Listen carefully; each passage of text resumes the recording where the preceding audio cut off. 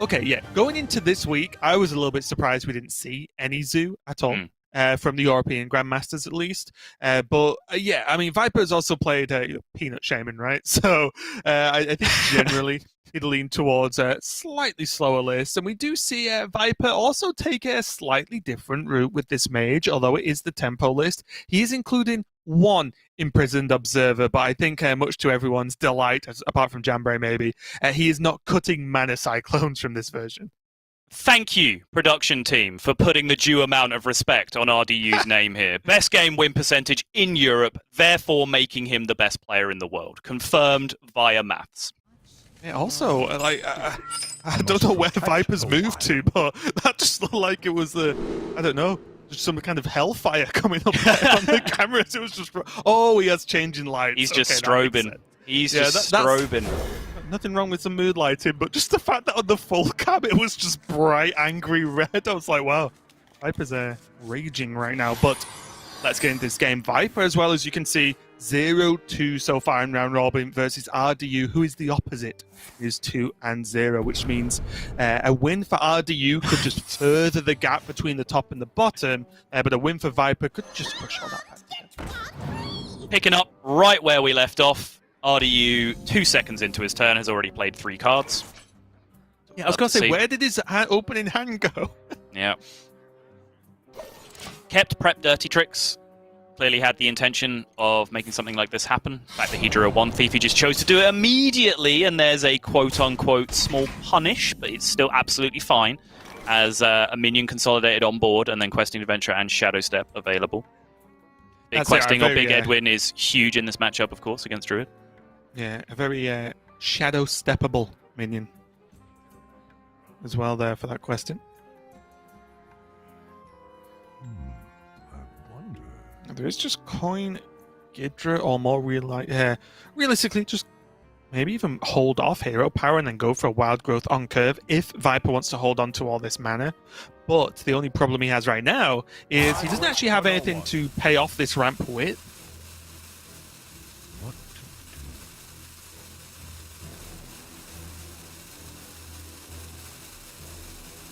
Yeah, it's a hard hand to break down a curve for, because like you say, you don't really know where you're heading. You don't kind of have that marker in the sand. It's like, okay, turn 5, I want to do this with 7 mana, or turn 4, I want to do this with 7 mana, therefore I will do this to progress towards it.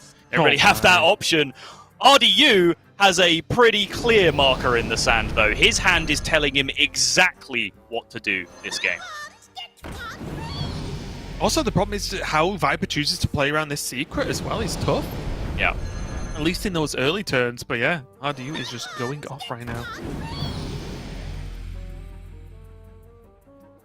I guess Spellbender to help defend the Questing? Is that just as good as he's going to get from this? Yeah, maybe.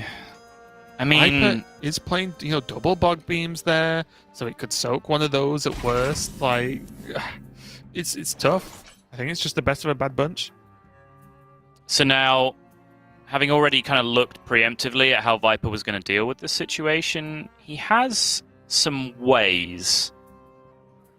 He can, like, cast a spell, like, say, cast Coin first to check for the secret. He'll find out his dirty tricks at that point. And then from there, go, like, Lightning Bloom, Gidra, Bog Beam? Right. It's still not great, though. It's not, but does it have to be when your opponent's like hard committed like RDU has? Because you can't expect the 30 tricks is obviously going to change things a little bit, but you can't expect like the mage spells to like be game winning on their own at this point, right? Which would give Viper some wiggle room going forward. And it's not like Viper needs his mana next turn particularly. I mean, he'd love to be able to cast Overgrowth, right? I think it's such a pretty big deal to not have 4 mana next turn. It is, but the question just demands too much respect, right? Yeah, no, I agree. Wild Growth instead? I guess he can do it with Wild Growth, yeah. Actually didn't process the fact he has a 7 health minion by doing it this way, so yeah. Leaves the 1/2 on board, but that's fine. I like it, yeah. I actually do like that a lot. It's just better. I was going to raise this point, by the way, I was going to say RDU does play Jandis in his deck, so maybe that's a reason to take Conjurer's Calling, just for that as an upside, solely on its own. True. because it was just like such a pick of a bad bunch, right? Yeah, and I'll be honest, I didn't really think about Jandis. I'll just throw it out there. So yeah, good point. Really good point.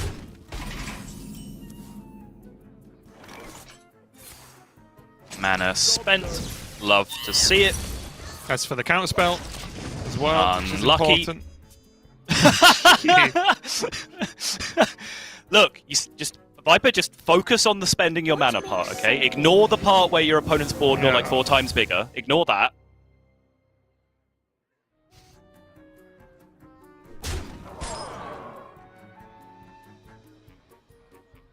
This is where you need to get in your opponent's headspace. Is RDU an animal person? Well, he has a dog, so probably, which means he might put the weakness on the sticky finger because, you know, there's an animal on the other side. Doesn't want it to die too easily. No? These are the reads that Raven makes on a daily basis. Look, if they're both the same shape, you have to make some kind of read. If I'm right, though, Saul, it'll be sick. I mean, you always take the 50-50, right? Like you just throw one out there. No one's going to remember if you were wrong. You will, Saul. That's true. I'm sure you have a journal vindictive somewhere. and extremely I'm sure petty. You have a journal. Yeah. Time waits for no one.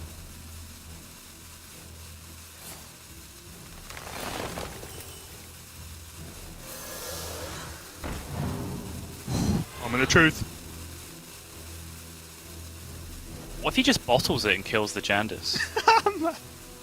I think I'd like that play the most. Okay. Oh, hey!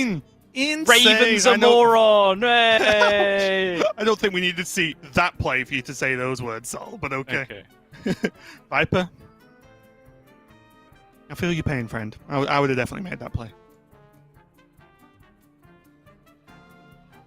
So many options. I'm a little bit worried about RDU's dog. I'm joking. Jeez.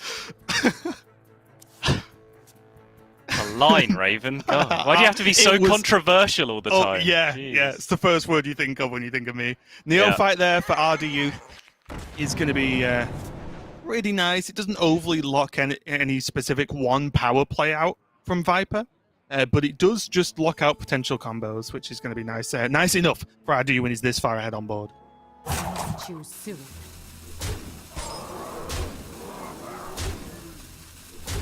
It's just so much damage coming through. Yeah. Is Neophyte important? Like, can't get Candle Taker down if he plays Neophyte. Like, maybe the Reborn minion. Drop, right? Yeah. I mean, if Neophyte's coming down, I'm playing a 1-4 100%. I agree with that.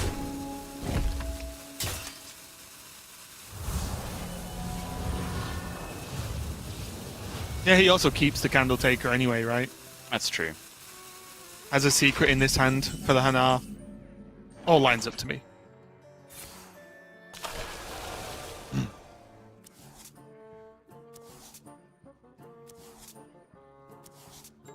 Viper just having a particularly miserable overflow turn here under Neophyte conditions. It's just game, right? I concede. Yeah, that's just going to be it. Just too much damage. Nothing to do, and like I said, no sort of crazy outside combos with the Neophyte, just stopping any of that free mana that Druid can access. And RDU off to a blazing start there, with the help a little bit of the odd secret there, that Netherwind Portal getting him the Water Elemental, and then the Jandis on top of it was just too much to handle there. Unfortunate for Viper, he obviously lost the 50-50 with the Broom. But still, RDU was very far ahead at that point anyway. So tough game one there. RDU taking a quick win with the Rogue against Viper's Druid. And pretty lightning fast game number one. I didn't really expect it to go that quick in that matchup. It was, but you can see the difference that having a big threat early makes, right? The fact that RDU was able to Questing Adventurer so soon, immediately Viper was on the back foot. Like, he had to scramble. He overloaded. He dumped like 3 or 4 cards to deal with it. That then delayed his overgrowth, which then delayed him being able to fight back against the water elemental that appeared on the board. Like, it's all just a spiraling list of problems, but they all stem from having to divert from your game plan to deal with that questing adventurer, because I keep banging this drum. Druid is the most solitaire deck in Hearthstone right now. It wants to completely disrespect everything the opponent is doing at all times, and just continue to get on with its game plan. So if you can force them to actually look at your board and pay attention to what you're doing, that's step one in actually overcoming Druid. Yeah, imagine Druid having to care about what happens in the first 5 turns of the game. But anyway, that was just our game number 1 of our last match of the day. We're going to go to a quick break while we set up our game number 2, so don't go anywhere. We'll be right back.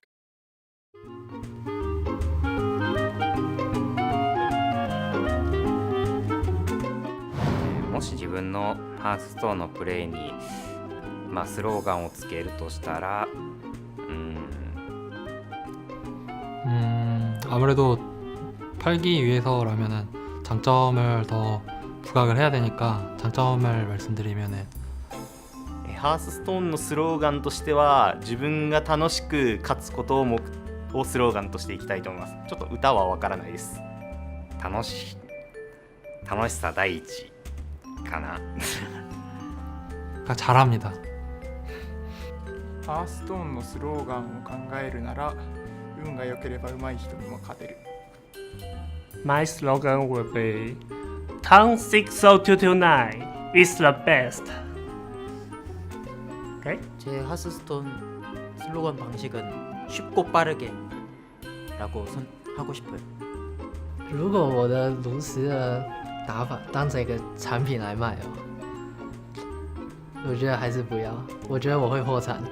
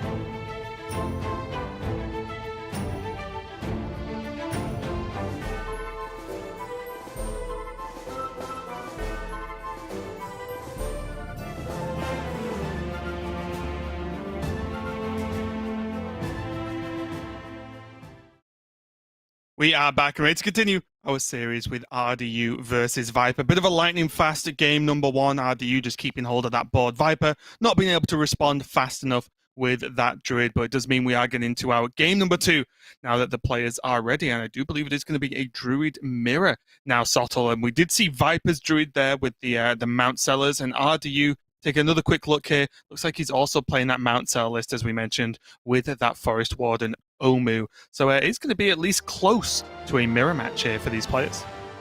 It is indeed. RDU does have the Living Dragon Breath thrown in there because he's clearly trying to be a little bit anti-mage. Doesn't want to get caught out by that Turtle Mage metagame, and certainly has some usefulness against the regular builds of Tempo Mage as well. I mean, if Psycho was packing a Living Dragon Breath in that last series, right? A whole different story when it got to that end game. But it might just be slightly to his detriment here as he plays the mirror match, where it's an extremely ineffective spider tank most of the time in the matchup. Yeah, it's like the most okay-ish backup plan if you don't have anything to do on turn 3, right? It's just a lot of like bad situations actually say, oh well, it's something, but yeah, it's definitely not what you actually even want to see at all in this matchup. Have you ever thought about that? That like the original spider tank release was so impactful that it's just become part of like our lexicon as Hearthstone people. Like we just say spider tank now, and everyone knows what that means. Like, it's like a Yeti, right? Right, it's like a Yeti, exactly. But the point is, like, it was so impactful that they were actually releasing a 3-mana 3/4. Like, we were all so amazed at that that it's just become a thing now. Like, look at the cards we have now. It's absurd. I do want to ask you about a thing, though. A slightly different thing here. Viper kept a Nature Studies, and when I've been playing Druid recently, I have wanted to keep Nature Studies, but I always feel I should throw it away for ramp, because yes, Nature Studies can be ramp, but ramp is always ramp, if that makes sense. So like, where do you fall on that? Do you like just like keeping a Nature Studies to start off the game? I do not. I fall into the ramp is always ramp school of thought. If my hand does not already contain Overgrowth and Guardian Animals in a vacuum, like we can talk about more details and matchups if you want, but just against random opponent, if my hand does not contain Overgrowth and Guardian Animals, I'm mulliganing for Overgrowth and Guardian. Okay. Just interested, because I do think it's not just a straightforward choice, because it can not only like get you into a ramp, it can discover a ramp card, but it can also reduce the cost of Overgrowth to make you play it on 3, which again helps out in certain situations. So just a very interesting card, and to see Viper keep it there, I feel like it was quite unique. We don't see it that much. Yeah, he also had the Ghidra on the far right of his opening mulligan there, I think, as well, which is something to debate, because a Ghidra that sticks, then curved into an Overgrowth, can just straight up end the game before the other Druid has any real opportunity to do anything. Yeah. But that's generally not a card that you keep either. It's just something where, if that's what you mulligan into, it's a play that you can make just to try and scam the game.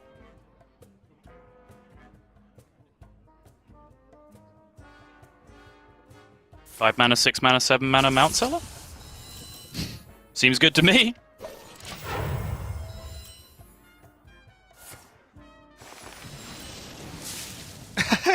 He's already tried. He's already played his turn! So just let me ramp.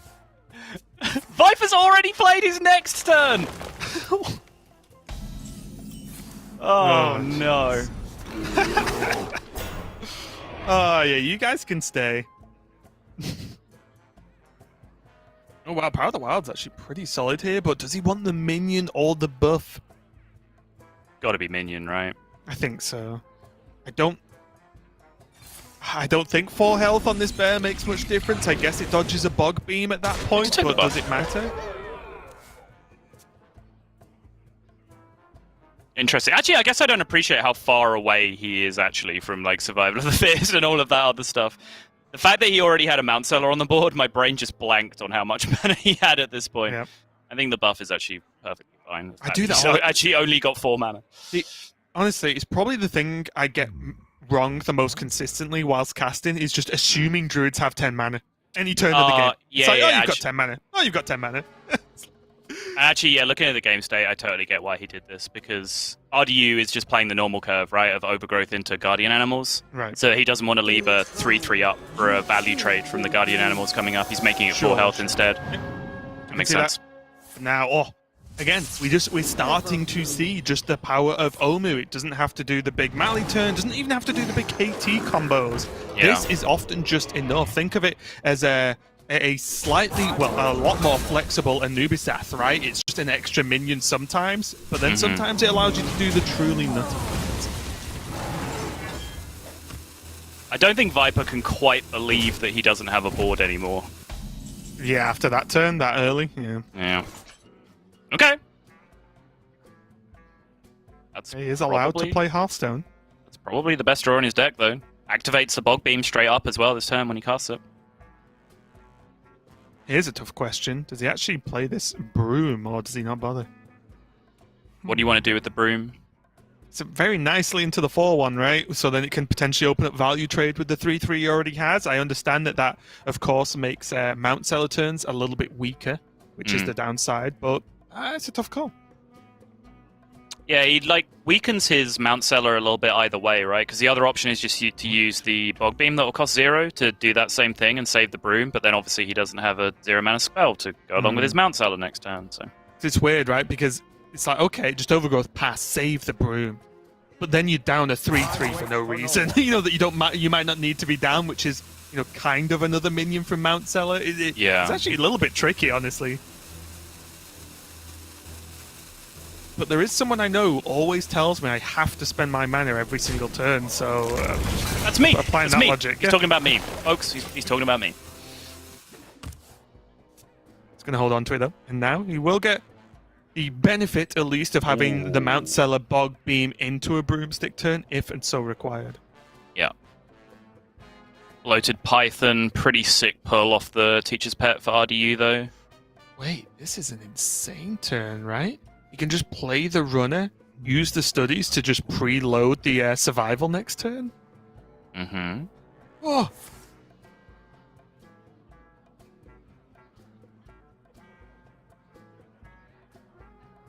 Just take Bloom because he has Overflow.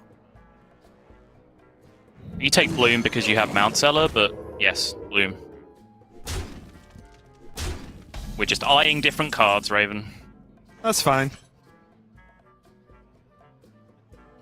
Oh, he would have had a Broom anyway, Saul. He should have traded.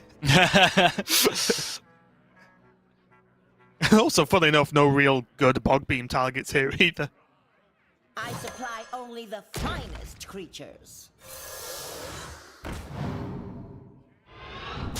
Not my best day on the job.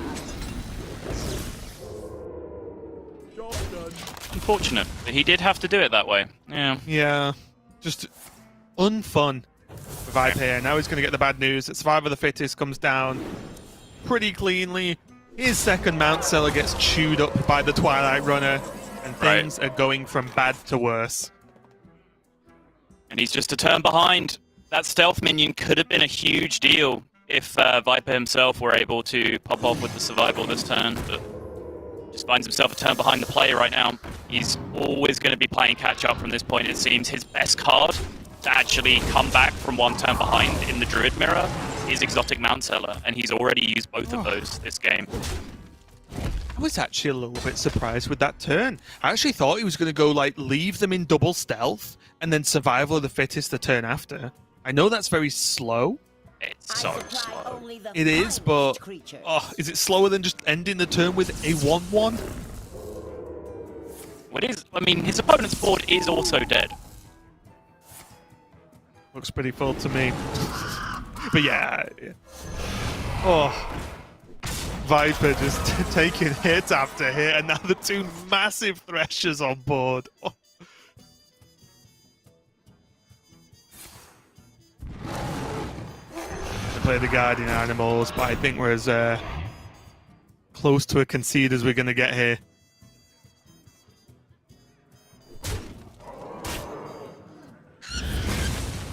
Not the best Iron Beak we've seen in Grandmasters. We have seen a pretty good one. We have indeed. For now, RDU just has to go through the motions at this point. With both Brooms used up for Viper, there's not even a long shot Ysera plan, right? Because without the Brooms, RDU's just always going to be ahead on board. Every single turn. He's back! Maybe this could be the best Gal we've ever seen. Do like this, though. Overflow. RDU keeps his resources high, which means even if Viper does something nutty that he almost can't do, but as a long shot, he always has that to be able to respond. So, huge deal. And this is the problem, right? You know, I was talking about how the cards that come from behind are Mount Seller in the matchup, and Viper's already used them. Yeah. Like, you could argue, like, oh, hey, like, Ysera can come back from behind, right? It can generate this huge board from out of nowhere. The problem is, when you're behind in the Survival Druid Mirror, all the minions are 10/10s or whatever else, you don't have time to find that one turn to play Ysera in the first place. You need to have a swing turn immediately, and that is unique. That effect is unique to Mount Seller in the matchup. And this isn't a criticism of Viper by any means. Like, I literally said, whatever it was, 5 mana, 6 mana, 7 mana Mount Seller this turn, like, jam it out there, it seemed fine. And then the second one seemed perfectly reasonable at the time as well. but it's just how he had a problem after that because he just didn't really have a way to climb back onto the board after that point. Yeah, and even the turn from RDU going having that 6 mana because he was overloaded at that point. 6 mana to go Twilight Runner and then the Nature Studies just ready. So it's not only getting the first Survival of the Fittest off, it's having the Stealth minion just locked-loaded ready to go. And then you never push them back off the board. That's the problem in the mirror, right? Like, it's so difficult to like pull them off the board when they're that far ahead. But it does mean we are just, again, just blitzing through this series, honestly. RDU striding into game number 3 and potentially win number 3 here with this Tempo Mage going up against the Druid once again. Viper. Yes, and the build is a little bit different. He has got that one Firebrand in there, which I was saying is usually a nod to expecting a little bit of aggro here and there when you put that card in your deck. But he's also playing 2 copies of Arcane Intellect, which is you probably run like 0.75 copies of that card on average. Like I still think the non-dragon version that plays 1 is more popular than the dragon version that plays 0, which is how I'm coming up with that number. But playing 2 is certainly a little bit unusual, I'd say. Yeah, but Viper does like to. RDU does like to do his own thing. We did see the mirror image, didn't we? Right, from him in the past few weeks with him and Tice. Yeah. And in those mirror images as well. So these isn't a bad pickup, honestly, for Viper either, right? That's just that spot removal that you can need sometimes to deal with these apprentices, or at least even just help with a Shambhala. Yeah, agreed. Just general tools to stop yourself getting tempoed out of the game. In the early game in turns 3 through 5, generally, I think that's kind of the first check mark that the Druid has to pass. Ooh. Yeah, RDU's going to make him pass it. You've made no this lab play. partner. Lab partner would have been insane here. Lab partner coin cram session could potentially have a real pop-off. Yeah. Azure Explorer is fantastic, though. Even if this apprentice is dealt with, just the Explorer to follow with. Keep the pressure high, keep the threat of spell damage available. The only issue here, though, is RDU having double Mana Giant in hand means that he's going to have to get into some spells very, very quickly indeed. Yep.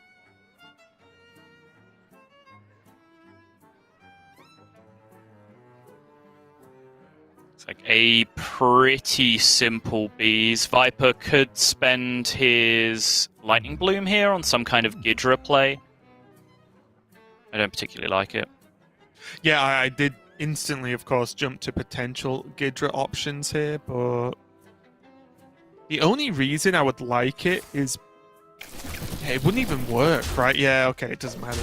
Yeah, you can't Gidra Bloom bees, so you'd be doing it with Ironbark, which like just kind of sucks, right? Yeah. I was even trying to see if there's any way he could get like extra bees to stick, but there's just isn't, right? Not without doing like I don't even think there is actually at all. So you have to like bloom hero power then bees or something stupid. Which still is wonky. So yeah, I was just checking. RDU here, just curving out with Azura the Explorer. Usually pretty safe, which I think is why he picked it. Is he thought he could just stick it going into the turn 4 and just play Cram Session on the following turn. Right. This isn't Mali Druid, so it's swipe and no swiping on the other side, which means that it's probably going to stick to the board. But there's just 2 bees on the other side, which means it's already contested. Which is why we're going to see this Arcane Missiles. It's going to be pretty confident this gets cleaned up. Famous last words. Okay.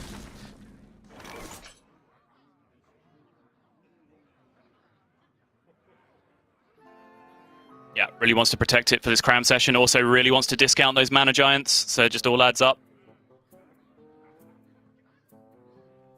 Yeah, and although Viper can kill this, is the price just too high? Oh, unless he goes... Oh, okay, yeah, unless he goes Broom instead. Yeah, yep. This looks better, okay.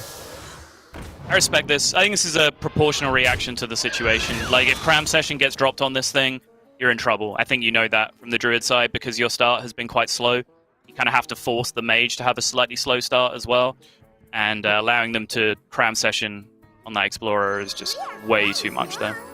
Yeah, I guess what I was looking at was similar, but actually go Gidra Ironbark. after the blue I see. instead, and have like the more. I want to say the more threatening minion for damage, at least, I guess. But then that does mean he can just Gidra this turn instead. Yeah. Which looks like a pretty good option. It does.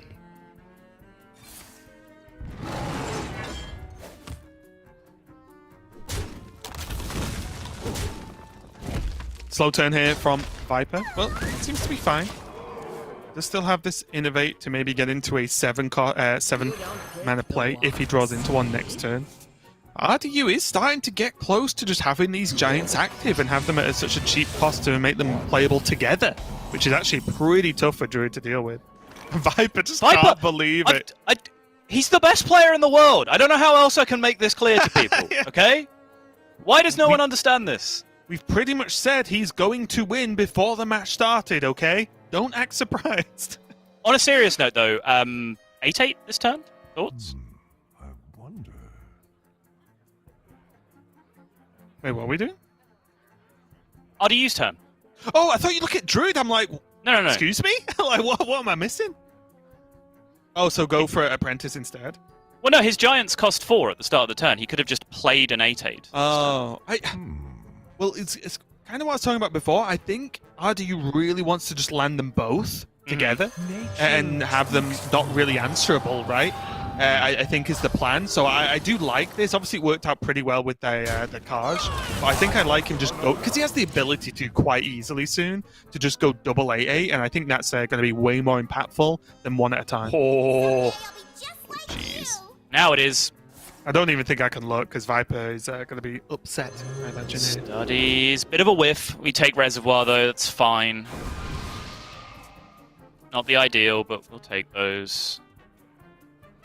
One thief and lab partner. A little bit awkward here. The giants are costing 0 this turn. That's confirmed. So he can spend his mana on whatever else he would like to this turn. Yeah, Brain Freeze looks pretty fantastic. It's just a better Frostbolt right now. Because I doubt he wants he's bothered about damage to the face, is he? Straight up. Viper just can't believe it. Does have to consider the spell damage breakpoints because he can still fit Lab Partner into all of this and then say Brain Freeze the 5/6 for 5 and have the Ray of Frost, but I don't think that changes anything, so this seems fine. Viper's shaking his head seeing this turn. He's not even seen Double Giant yet. He's not even seen Double Giant yet. He has no idea. I don't even think I can look, honestly. Right now, he's thinking, wow, RDU's pretty good at this game. He hasn't even figured out yet that he's actually the best player in the world, which is, he's gonna know that pretty soon.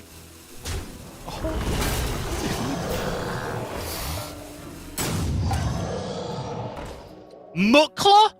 So lucky! What a high roller Viper is. Never mind, it's a Wisp.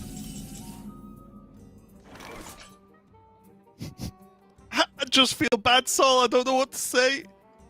This is...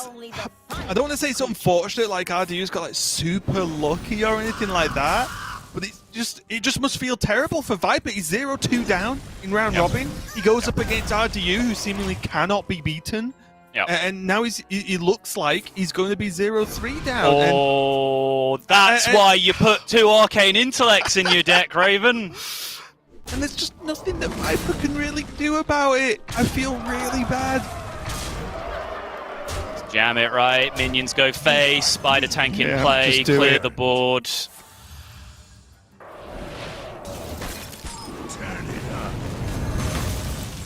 Pew, pew, pew, pew, and I've seen this game before. Viper, not only not having the window to play Ysera, doesn't even have the mana to play Ysera. Doesn't even have a play, just stop there. Didn't even have a play that turn. RDU. A very stoic looking face there, just swept aside that series 3-0 as he has seemingly been wont to do so far this season, doing well not only in the Swiss stage with multiple top 2 performances, winning one of the Swiss weeks as well, but also in the round robin. And he honestly, he does look unstoppable right now. I don't know what else to say. I do feel bad for Viper, though, because he just didn't have much choice in a good chunk of that series. There's not much he could have really done. But RDU just seems like he's sweeping aside all competition, and he is going to go 3-0 at the top of Division A. He is feeling exceptionally comfortable now, no doubt. This is why people should just listen to me, Raven. I don't just say this stuff for no reason. If I say Raven, if I say Raven's the best Carry player on. in the world, Then he if must